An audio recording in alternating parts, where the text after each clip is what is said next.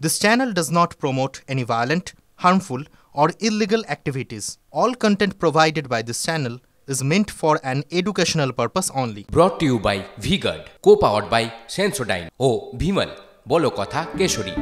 বাইরে কেমন গরম বলুন তো, তীব্র গরমে নাজেহাল বাংলা, তাই না? আবহাওয়ার মতোই উত্তপ্ত বঙ্গ রাজনীতিও। আপাতত কদিন তাপমাত্রার যেমন কমার কোনো লক্ষণ নেই, ঠিক তেমন ভোটবঙ্গে ঘটনার শেষ নেই, একেবারে ঘটনার ঘনঘটা। দেখুন, এসএসসি মামলায় আদালতের নির্দেশে এক ধাক্কায় চাকরি গেল প্রায় 26,000। সেই নিয়ে শাসক বিরোধী তুতু ম্যামে কম চলছে কি? তার মধ্যেই আবার খবরের সন্দেশখালি, ফের প্রাসঙ্গিক সন্দেশখালি। গতকাল যেন যুদ্ধক্ষেত্র মনে হচ্ছিল সন্দেশখালিকে। শাহজাহানের গড়, সেখানে এনএসজির অ্যাকশন, রোবট, মাইন্ড ডিটেক্টর নিয়ে 6 ঘন্টার রুদ্ধশ্বাস অভিযান। একের পর এক বোমা নিষ্ক্রিয় করা হলো। সরবেরিয়ার শাহজাহান ঘনিষ্ঠের বাড়ি থেকে উদ্ধার হলো অস্ত্র ভান্ডার, মিলেছে বিদেশি অস্ত্র। সন্দেশখালীতে এনআইএ তদন্ত সময়ের অপেক্ষা কি? বোমা অস্ত্র উদ্ধারের ঘটনার প্রাথমিক তদন্তের পর এফআইআর করতে পারে এনআইএ। যে কোনো বিস্ফোরক উদ্ধারের ঘটনায় এনআইএ তদন্ত করতে পারে। বিদেশি অস্ত্র উদ্ধার হওয়ায় জাতীয় নিরাপত্তার বিষয় জড়িত খবর সূত্রে। তাই এক্ষেত্রেও এনআইএ তদন্ত শুধুমাত্রই সময়ের অপেক্ষা।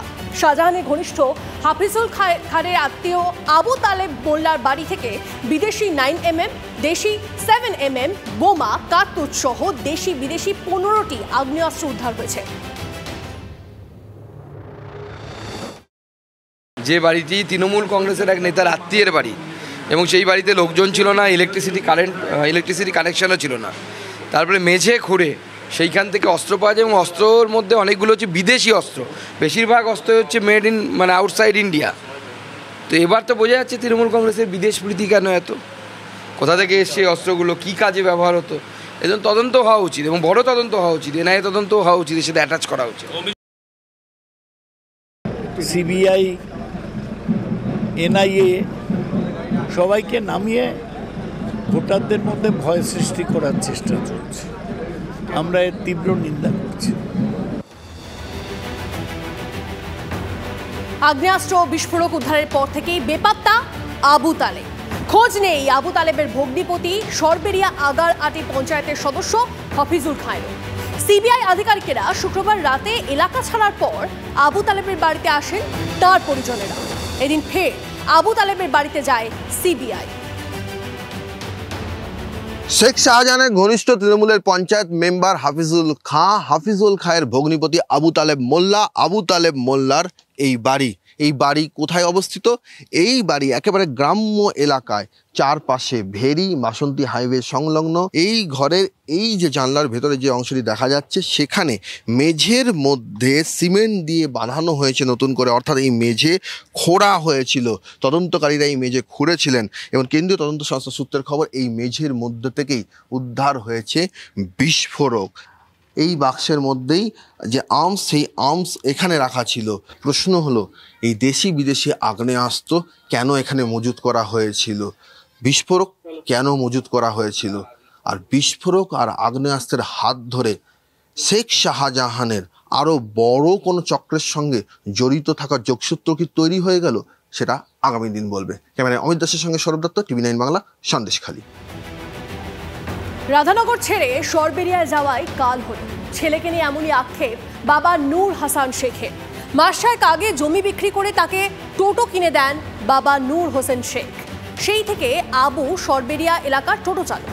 কিন্তু সেই আবুর বাড়িতে বিদেশি বোমা বারুদ উদ্ধারে স্তম্ভিত শেখ পাড়া। এ সম্বন্ধে আমি যে এখানে আছি, এখানে আমি একদম ওখানে সম্বাদ কিছু বলতে পারবো না। আপনার ছেলে এই ধরনের ঘটনার সঙ্গে যুক্ত থাকতে পারে? না, আমার ছেলে এরকম থাকতে পারে না, যুক্ত করানো হয়েছে। কে করলো? করেছে ওই বৌমা বলতে পারে, বৌমা জানে, কিন্তু আমার ছেলের নির্দোষী। মানে আপনার বৌমার ভূমিকাকে আপনি আতশ কাচের তলায় রাখছেন? না, যেটা আমার মনে হচ্ছে আমার ছেলে এরকম কাজ করতে পারে না কোনোদিন। আর এই গ্রামে, এখানে কেন, ওখানেও আপনি শুনতে পাবেন ছেলেটা নির্দোষী কি দোষী। আর দেখুন, এর মধ্যেই এদিকে আজ সন্দেশখালীতে সিবিআই অ্যাকশন। হাটগাছি গ্রাম পঞ্চায়েতের শিমুলহাটি গ্রামে এজেন্সি হানা, জমি জবরদখলের অভিযোগের তদন্তে যায় সিবিআই। তিনটি দলে ভাগ হয়ে গ্রামে গ্রামে অভিযান সিবিআই আধিকারিকদের।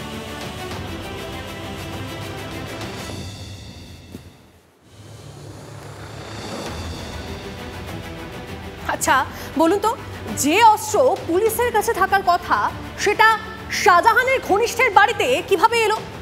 অস্ত্র উদ্ধারে জড়িয়েছে কলকাতার নাম, যেটা শুরুতেই আপনাদেরকে জানাচ্ছিলাম। কলকাতার অস্ত্র ব্যবসায়ীর কাছ থেকে কেনা হয়েছিল কার্তুজ, এমনই বিল উদ্ধার করেছে সিবিআই। উদ্ধার হওয়া অস্ত্র চুরির নাকি কারো নামে ইস্যু করা হয়েছিল? বিদেশ থেকে পাচার করা অস্ত্রই কি শাহজাহানের ডেরায়? এমনই একাধিক উত্তরের খোঁজে সিবিআই।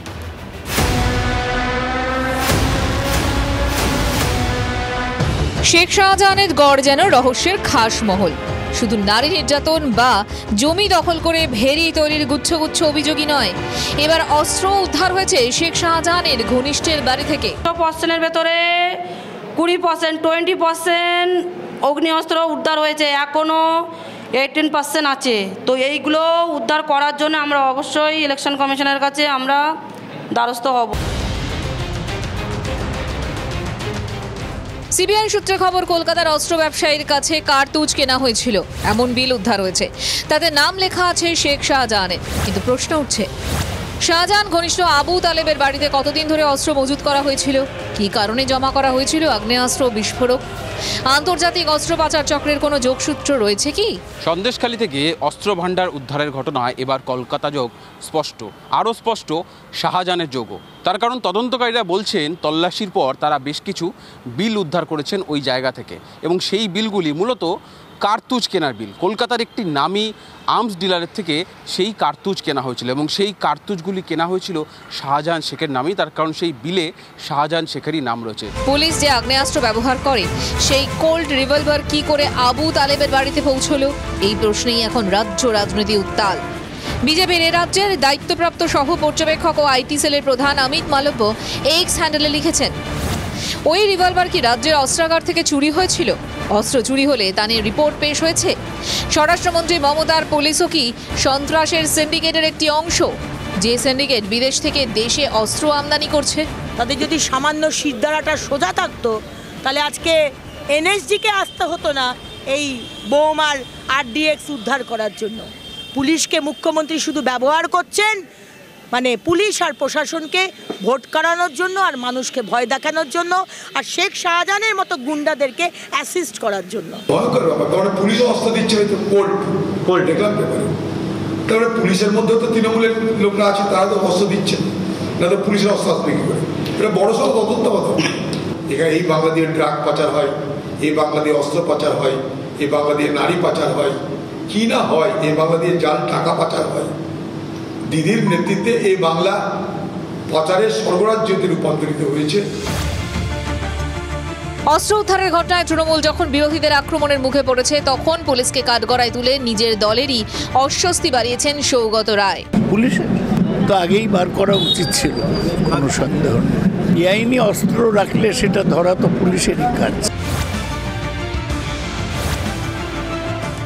এখন তো তাহলে আমাদের তদন্ত সেই দিকে সিবিআই নিয়ে যাওয়া উচিত, যেই দেশদ্রোহী শক্তি যারা এই কাজগুলো করছে তাদের সাথে পশ্চিমবঙ্গ পুলিশের একাংশে জড়িত, এবং তাদের গ্রেপ্তার করা উচিত, দেশদ্রোহিতার আইনে গ্রেপ্তার হওয়া উচিত।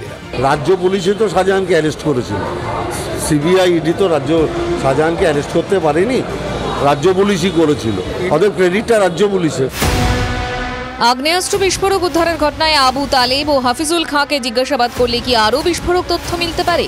সেটাই এখন বড় প্রশ্ন। সৌরভ দত্ত, সুপ্রিয় গুহ, সুজয় পালের report, TV9 Bangla. Brought to you by V-Guard, co powered by Sensodyne ও ভিমল, বলো কথা কেশরী।